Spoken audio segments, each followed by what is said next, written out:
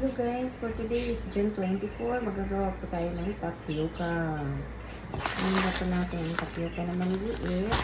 Tapos may mango po tayo. Tsaka may milk. Tsaka may sugar. Gagawin po natin ito ay magagawa po tayo ng mango tapioca. So, i-ready natin ang ating mango.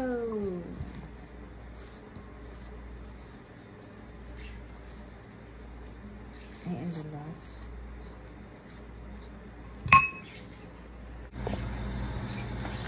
So, ngayon guys, magpapakulo na tayo ng tubig. Lalagyan na natin ang ating tapioca. Pandahan po.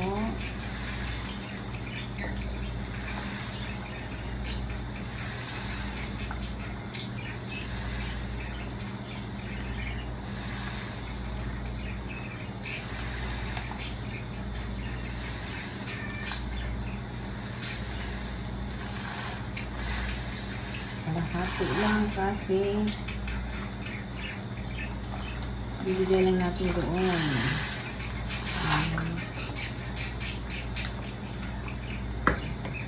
So, hayaan natin mamaya. So, ngayon guys, luto ng aking tapioca. Iiwan muna natin siya sandali. At tingnan muna ang sugar ko. Maya lagyan po na natin ng water. So ngayon guys, atin ang haluin kasi nag-melting na po siya. Kailangan talaga tunaw na tunaw ang sugar kasi pag hindi nyo tunawin po ay maninigas po yung sugar.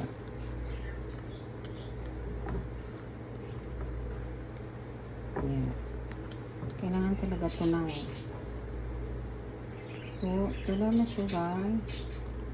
Tunaw na. Tunyaw na. Ga-add na tayo ng water. So, ito na yung water. I-add natin.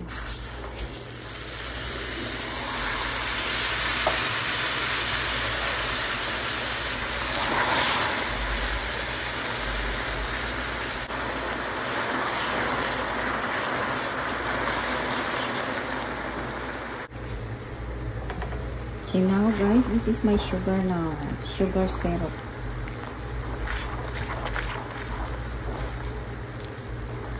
Ang ganda na.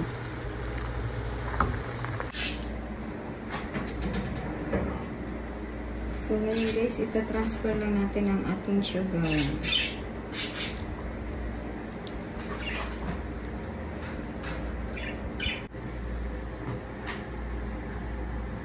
So ngayon guys, ika-transfer na natin ang ating tapioca.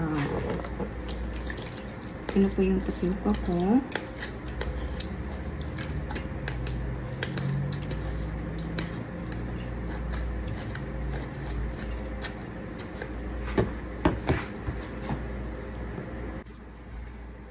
So ngayon guys, magre-ready to serve na tayo.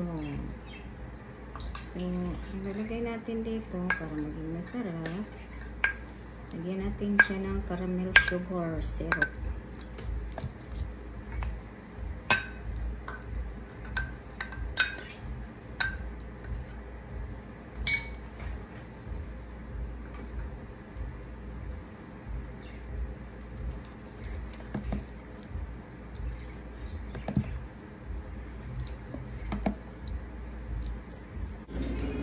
So guys, ilalagay na natin ang mango.